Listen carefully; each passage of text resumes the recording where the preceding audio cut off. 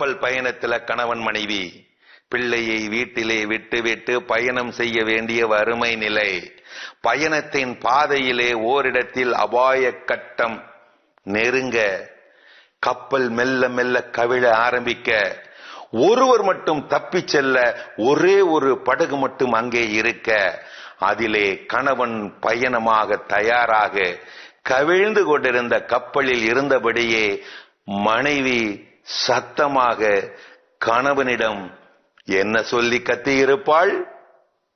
ஆசானின் இந்த கேள்விக்கு ஆளாளுக்கு பதில் சொல்ல ஆரம்பித்தார்கள். ஒவ்வொருவரும் ஒவ்வொரு பதிலை சொன்னார்கள். ஒருவன் மட்டும் ஆழ்ந்த அமைதியிலே அமைதியாகி போனான்.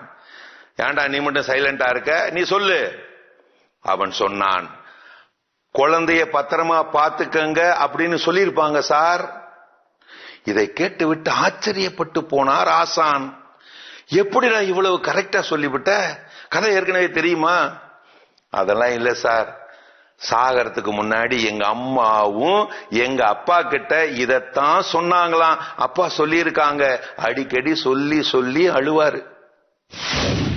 மனைவியை பறிகொடுத்த பெரும்பாலான கணவர்களின் டைரி குறிப்பு இதுவாகத்தான் இருக்கிறது. நான் உன்னோடு அந்த நொடியே செத்திருக்க வேண்டும். என்ன செய்ய? பிள்ளையை வளர்த்து ஆளாக்க வேண்டி இருக்கிறது.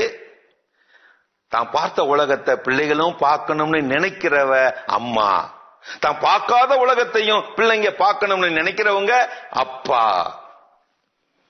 அப்பா அது வெறும் வார்த்தை இல்லை, வலிமை, வல்லமை. இழந்தவன் தேடுவதும் இருப்பவன் தொலைப்பதும் அம்மா அப்பாவின் அன்பையே. சிறப்பு, அருமையான கதைகள் ஆயிரம் பகுதி.